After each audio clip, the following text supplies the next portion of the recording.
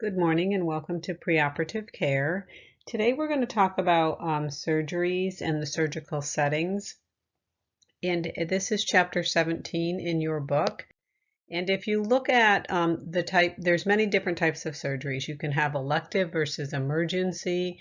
So some people plan to go ahead and have surgery. Other people are injured and need surgery immediately. We have patients that are coming in and they know they're going to be admitted to the hospital. And then we also have patients that are having a smaller procedure and their plan is to go in and have the procedure and then go home later on that day. As the pre-op nurse, you have quite a few different jobs that you need to take care of. You have to have an overall knowledge of what the patient is having surgery for. We need to be able to do a focused patient assessment the morning of the procedure. You are also going to have to look at how the individual is coping with the fact that they're having surgery. What is the stress level of the individual? How that might impact their surgical procedure. You also would have to know if they are at risk or there are any potential risks for complications after surgery. Are there any cultural or ethical factors that might be important to consider? It would be important to look at the health information of this patient. So what is their medical history? Do they have any food or drug allergies? Do they have any specific questions that they need to talk to the surgeon about on the morning of the surgery? What information do you need to transfer to anesthesia? Determine what their expectations are. For example, some patients come in and they don't anticipate to stay. They want to go home, but they're actually having a procedure that they would need to be required to stay overnight. All that should be discussed in the pre-op interview. So the goals of the nursing assessment are clearly to identify what risk factors the patient may have, like we had stated previously. Looking at patient safety. Patient safety is very, very important to make sure that we're meeting the needs of that individual patient and what they're having done. The baseline data is extremely important. For example, if you're looking at a blood pressure, it is really necessary to know what the patient's blood pressure is preoperatively. What is their norm? What is their normal heart rate, so that when they're a post-operative patient, we can compare that to. And we'll discuss that more when we talk about post-anesthesia and recovery units.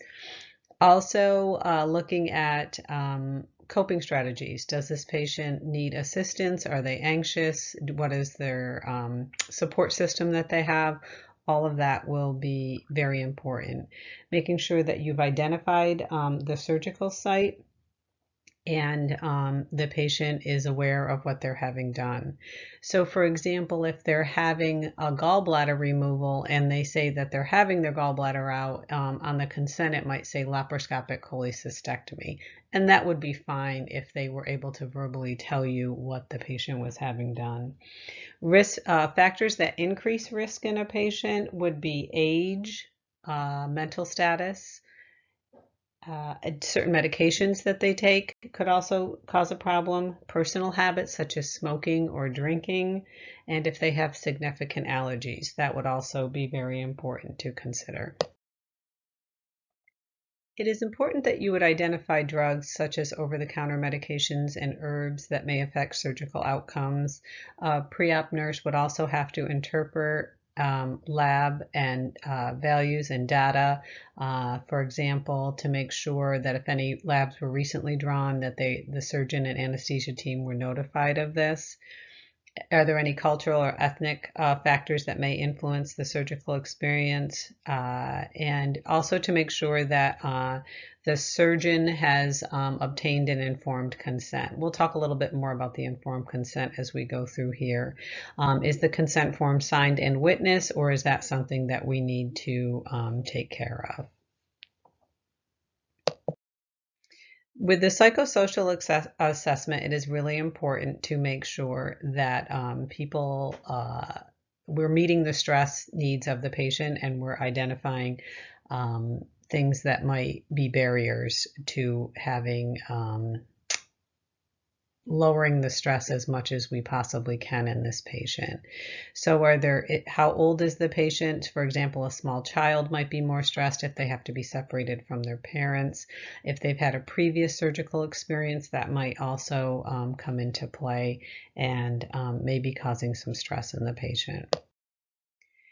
You'd want to make sure that you are speaking in a clear tone. Many patients might have a hearing or be visually impaired, and so making sure that you're speaking in their native language, using a translator if necessary, and you should not be communicating through a family member. We have translator lines at all hospitals. Any concern should be communicated to the surgical team. Anxiety definitely can impair cognition, decision making, and coping abilities. For example, I could be trying to do some patient teaching, and if the patient is truly that anxious, they really aren't comprehending or able to understand and able to process the information that we're giving them. Also, people could have unrealistic expectations, like expecting that they're going to be pain-free is probably unrealistic if you're having a surgical procedure. Yes, we're going to try to minimize that, but sometimes it's unrealistic to think that you're going to be completely pain-free. Knowledge can help. Providing the patient with more knowledge can definitely help to lessen anxiety in some patients. And again, some patients might not want to know all the complications and know all the risk factors. That might make them actually more nervous. Look at your patient as an individual and try to identify what kind of stressors they might be facing. So the past health history of a patient is extremely important when you're looking at pre-existing conditions. So for example, if somebody, a 21-year-old that has no medical history, doesn't take any medications daily, and now they're having surgery, they would probably be at a very low risk.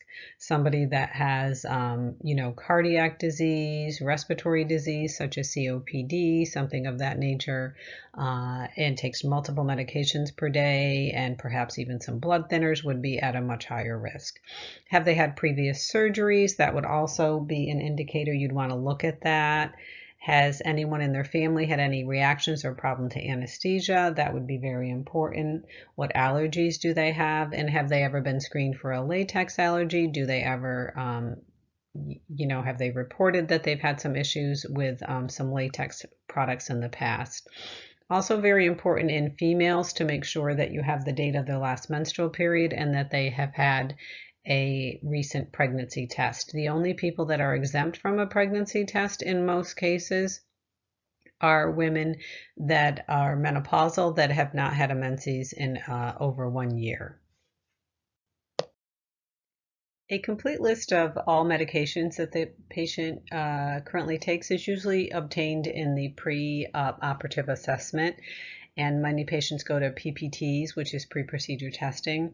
So we'd get a complete list there of what they are taking. The over-the-counter medications are also very important, as many of those products contain aspirin, and that would be very important, such as some of the headache medications, things of that nature.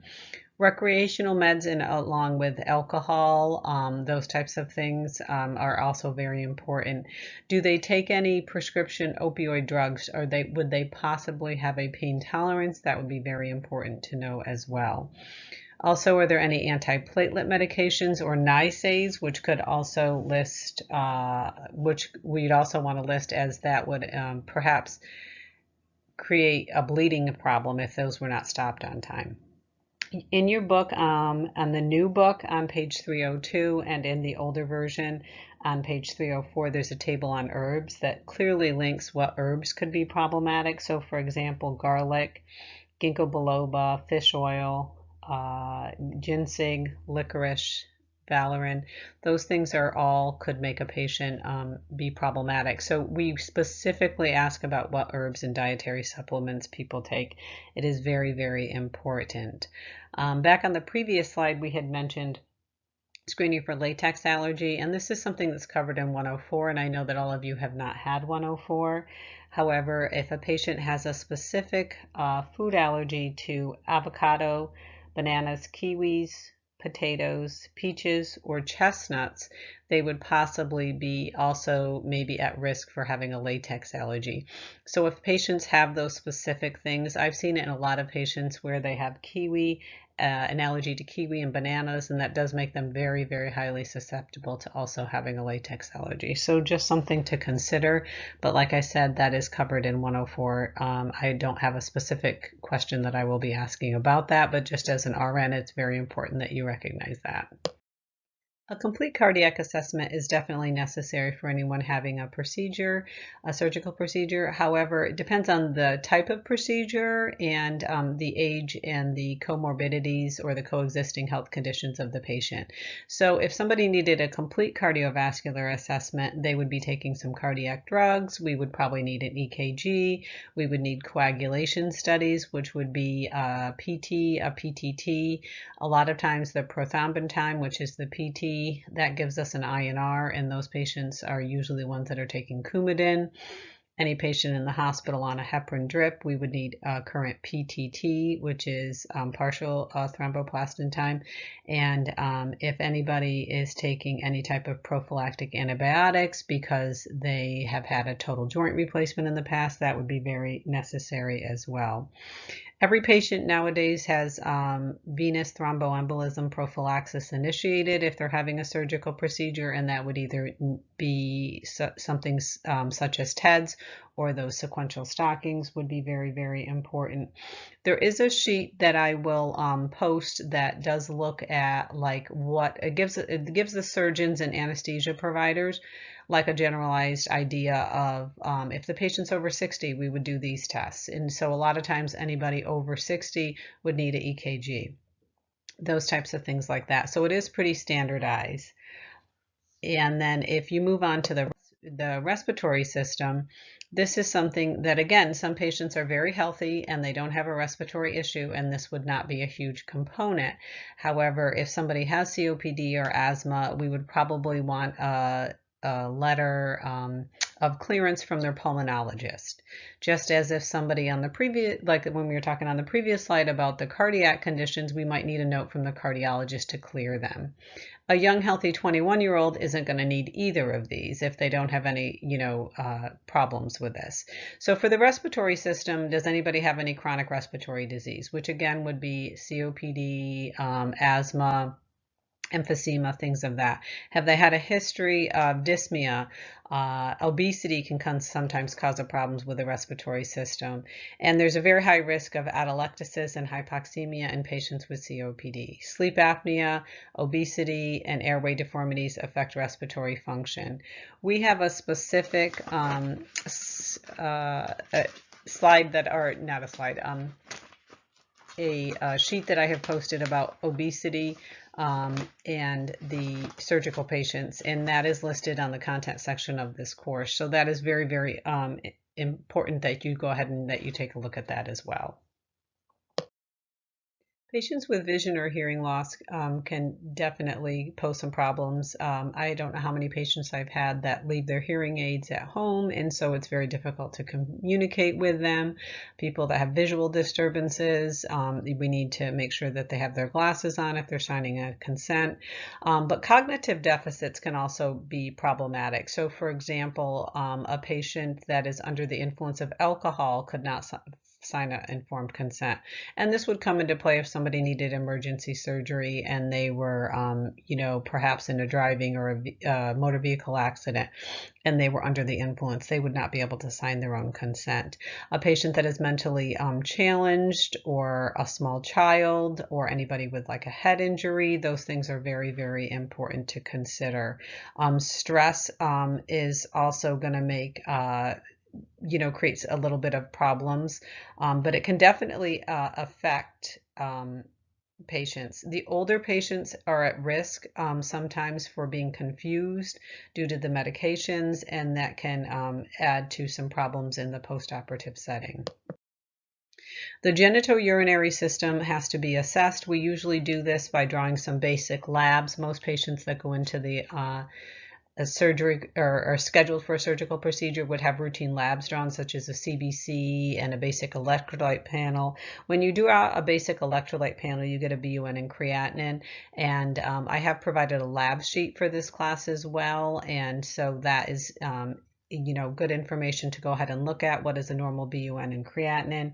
We also look at GFR, the glomerular filtration rate, and this should be over 60. If it is not over 60 in most patients, we are going to run normal saline. We have standing orders to start LR as a fluid in a preoperative setting on patients unless their GFR is less than 60. If it's less than 60, we have to hang normal saline.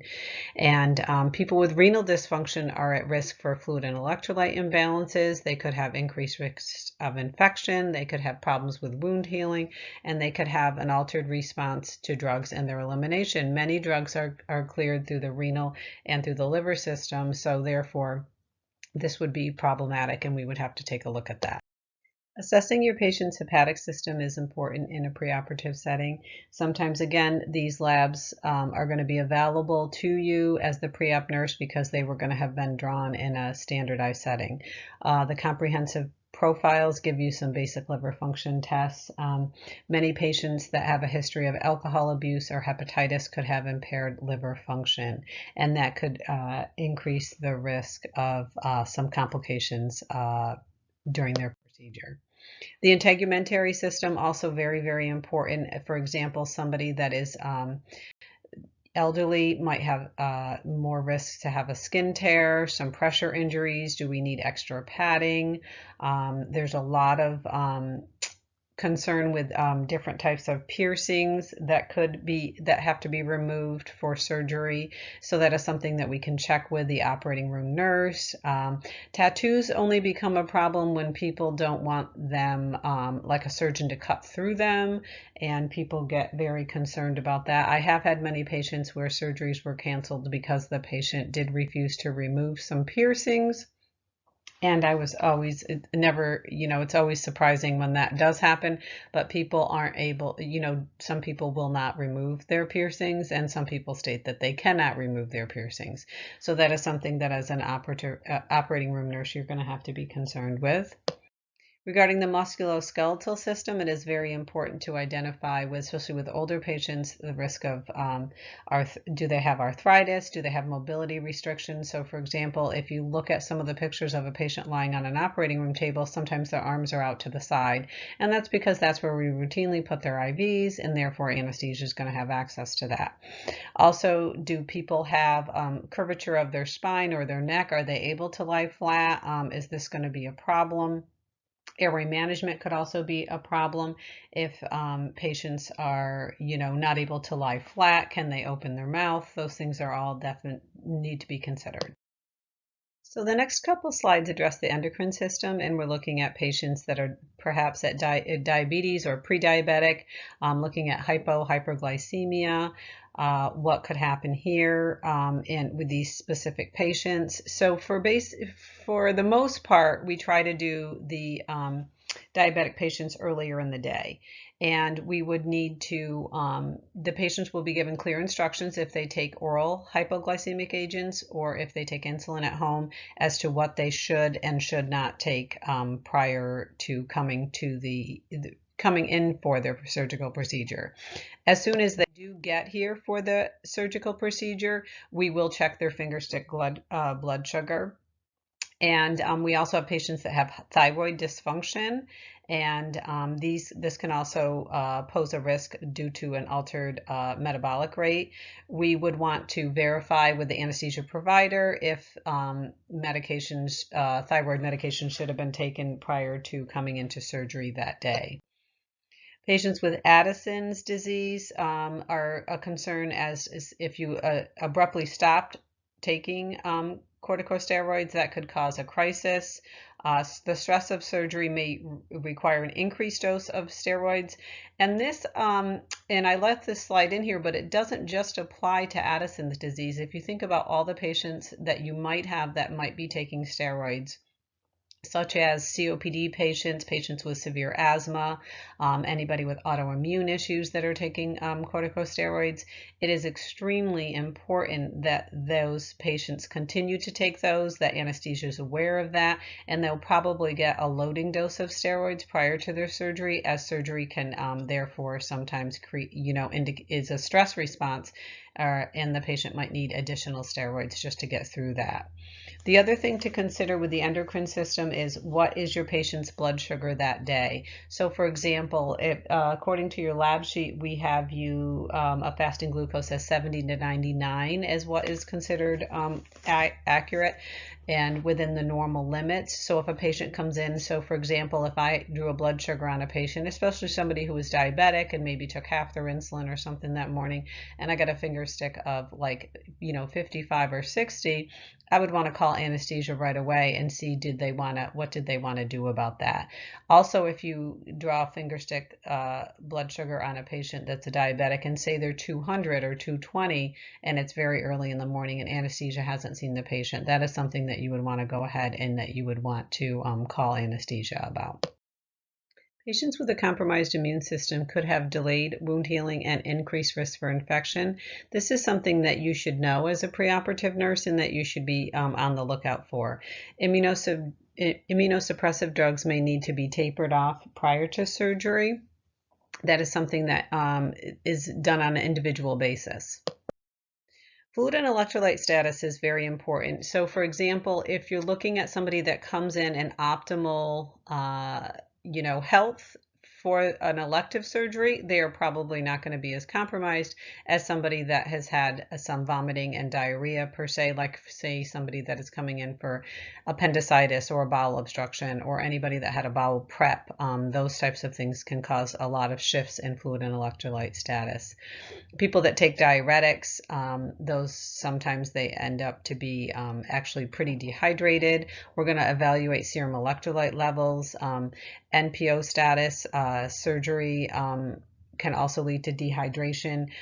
You do have a form that was listed under week 1 extra items on the content section. It's called ERAS, which is Enhanced Recovery After Surgery. We are now starting to allow some people to have some clear fluids and electrolytes up to surgery to help keep them in a better state so that patients aren't dehydrated.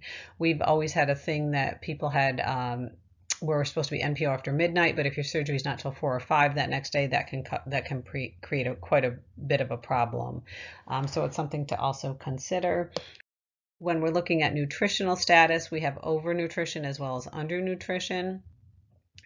Extra padding is needed for underweight patients, and they might be deficient. Anybody that doesn't have adequate protein and nutrition could be at risk for impaired wound healing. And then, so for example, what kind of dietary habits do people have? People that take excessive amounts of caffeine might be at risk for having a significant caffeine withdrawal and caffeine headache, things of that nature. Obesity stresses the cardiac and pulmonary system, and it is one of those things that we do have to look at. I'm going to encourage you all to find the implications of obesity on nursing care. It's under the content section, and there are some specific areas that we need to discuss when we're looking at an obese surgical patient. So the patient's at risk for wound dehiscence, which is when the wound comes apart. That has been decreased in the past couple of years because we're doing a lot more laparoscopic and robotic surgeries. Patients could be more at risk for infection due to altered glucose level, could have hernias. They could have some slower recovery with wound healing and from the anesthesia. There are some specific requirements from the Joint Commission that need to be done on all surgical patients. So for example, all surgical patients require a history and physical. This has to be noted in the chart by the surgeon who is performing the surgery. Along with the surgical history and physical, the anesthesia care provider must also do a complete physical assessment of this patient. So there's actually 2 forms that you're looking for. One filled out by the surgeon, that's a history and physical, and one by the anesthesia provider, which kind of determines the perioperative risk. So in your book on table 17.3, there is a chart and it kind of talks about how we rank people. So we rank people from 1 to 6. So P1 would be a perfectly healthy person. So that is like, a 20-year-old that doesn't take any medications and doesn't have any, pre-existing health conditions. A P6 would be somebody that is a brain dead patient, so somebody that is not viable, but says perhaps we would rate them as this if they were going for organ donation, something of that nature. So if you go back, P1 we said was perfectly healthy. P2 would be perhaps a young adult that maybe was just taking one medication, maybe was hypothyroid and took Synthroid every day. That would be something that would be a P2. A P3 would be severe systemic disease. So that means they have a pretty significant cardiac or respiratory situation. A P4 would also be a severe systemic disease, but it might be more of a constant threat to life. So they're a very, very critically ill patient. P5 is somebody that would be moribund, that is not expected to survive. Say somebody that was in a severe motor vehicle accident, but we took them to the OR anyways, trying to help but to save their life. But again, very, very critically ill. And P6 again would be that brain dead patient. Those are listed in your book, and it is important that you go ahead and that you take a look at that. Preoperative teaching is done all the time, and it's done so that the patient can know what to expect and how to, what they can anticipate after surgery. So for example, we have things that are like, if anybody's going in for a total joint, we have a total joint pre-op class so that they can go in, they can understand what they might expect after surgery, what things that are required of them. Those things are very, very routine in a hospital these days. For example, we might give them incentive spirometry teaching ahead of time, preoperatively. Some of these things are done in a class prior to coming in for your surgery. Some are done the morning of surgery. I have a few page numbers I would like to give you. You have a health assessment. In the new book, it is on 306, table 17-4. In the older version of the Lewis text, it's on 307, 17-4. You have pre-op labs and tests that you would want to look at. That is on table 17.5 in both books. And the patient caregiver teaching guide is table 17-6 in both books. And these are some good forms that you would want to go ahead and take a look at. When we're looking at the legal preparation, it is very, very important that we talk to you about informed consent and that you're all aware of what informed consent is. And so informed consent and timeouts, JACO procedures requiring that the patient has an informed consent done. And this is looking at do we have the information? Does everybody on board, have we checked the right site? Does the patient know what they're having done? Those things are all required prior to going into the operating room.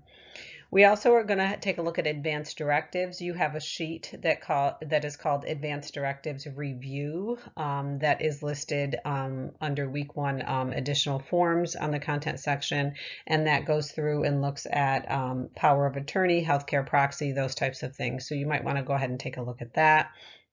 Does the patient sign voluntarily? All of these types of things. Do they have a clear understanding? I usually ask the patient to go ahead and tell me what they think they're having done, just so that I can hear in their own words what they think they're having done. And if they have any questions at all, I call the surgeon to the bedside to answer those questions. As the RN in the pre-op area, I don't feel it's my place to answer the questions unless they ask something very, very basic like, am I staying overnight or am I going home? Those types of things. But if they have a specific question about the wrist or about the surgeon needs to answer that. If they have a question about anesthesia, even though they might have already signed these consents, I'm going to call anesthesia back to the bedside to talk to the patient. The surgeon is the one that is responsible for obtaining consent. As a nurse, I witness the signature of the patient, and I'm saying, yes, I saw them sign this. We want to also verify that the patient has understanding, like I've talked about before, and the patient can change their mind at any time. The only other people that can sign is somebody that is an legally appointed representative, or the family, or if the patient is unable to sign, unconscious, the patient's a minor. An emancipated minor is a younger patient than 18, but is able to provide legal consent for themselves. Any pregnant young ladies, such as a 15-year-old pregnant young girl, she is considered an emancipated minor and is able to sign for herself. As the RN, I am verifying that the consent form is signed and witnessed. I'm just the witness of the signature. So sometimes patients sign their consents in the office, and that's fine as long as I show it to the patient and tell them, I'm asking them to verify, is this their signature? And there's also a pre-op checklist that you can look at. That's on table 17.9 in your book as well. You always want the patient to void prior to surgery, because sometimes people, if they're having an abdominal surgery, we wouldn't want a full bladder to be in the way. It does reduce the risk of urinary retention during early and postoperative recovery. We'd also want to make sure that we gave them the opportunity to go to the bathroom before we gave them any drugs that would be sedating, and therefore then they wouldn't be able to get up. You have a list of commonly used medications on table 17.8 in your book. Some of the medications we have listed here are benzodiazepines, which is called Versed, midazolam. I'm not sure if you're all aware, but the nursing boards now are only using generic medications, the names of medications, so they won't be using any trade names. So in this case, it would be midazolam.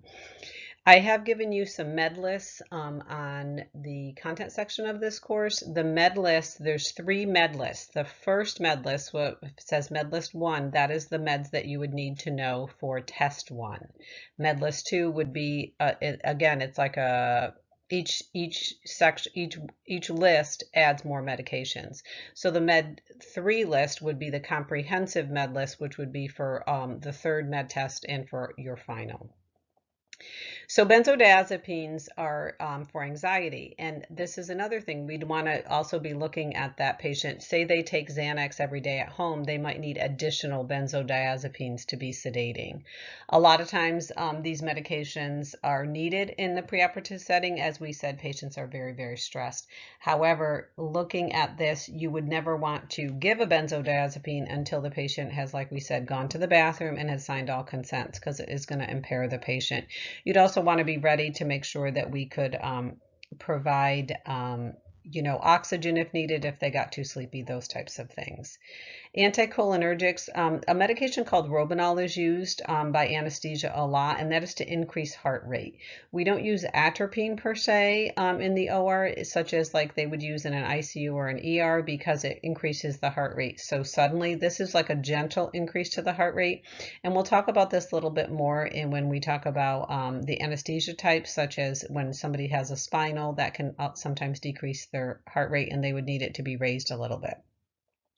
Opioids, we use a lot of fentanyl, we use a lot of Dilaudid, which is hydromorphone, but those are given in the OR, usually not preoperatively as much. Antiemetics, we have Zofran, metoclopramide, that are routinely used.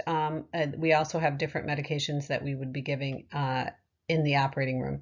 It is important that the anesthesia provider does do a pretty good assessment of whether the patient has a history of nausea and vomiting. That is very, very important, because they may be given additional medications. The other thing here is antibiotics. So as a pre-op nurse, I will pull out antibiotics and I will get them ready, but I do not administer them. I send them to the OR with the patient. The antibiotics must be given within 30 minutes of surgery start time. And sometimes it takes a lot of preparation once they get the patient in the room. So the anesthesia provider is the one that now starts the antibiotics when they know that we are close to starting the surgery.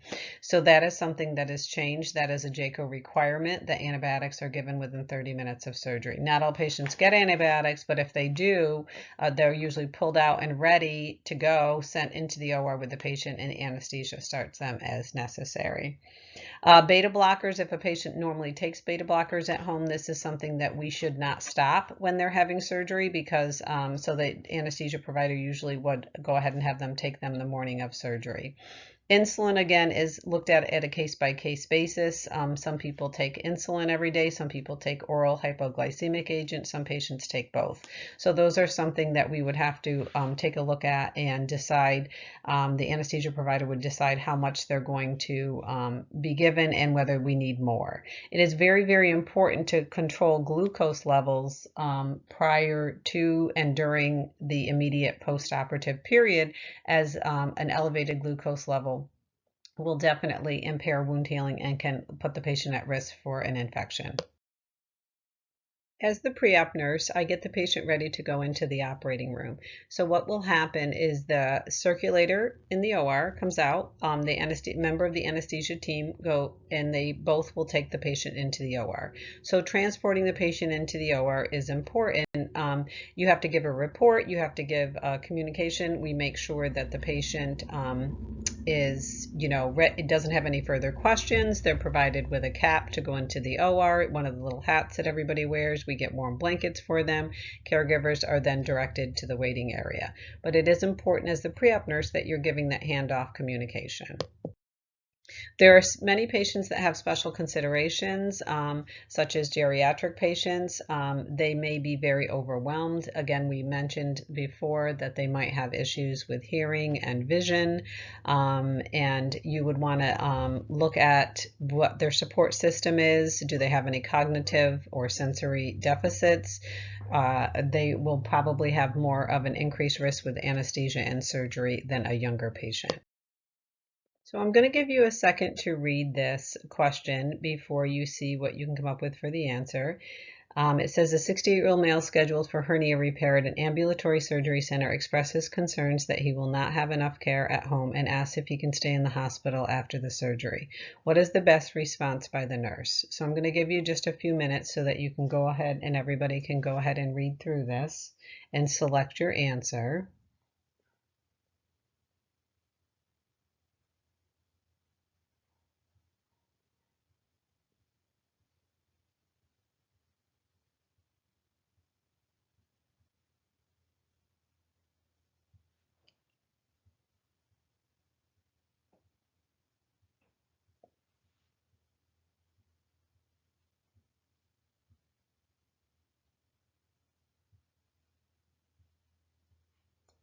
Okay, so here the correct answer is A. Who is available to help you at home after the surgery? That is something that we would want to look at. We can't just admit people to the hospital because they want to be admitted to the hospital. And you'd want to look at what is the best answer. If you say B, which is I'm sure you'll be able to manage, that is kind of dismissing their concern, so we wouldn't want to say that. And it's the same thing if we teach you, C says we will teach you everything you need to know, be able to care for yourself. That again is dismissing their concerns as well. By getting more information and finding out if there are deficits, that is something that we would want to take a look at. So the correct answer here would be A for this patient. So the next question here is preoperative instruction that is appropriate for all patients include. So take just a few seconds here and go ahead and look at these answers and decide which one that you would select.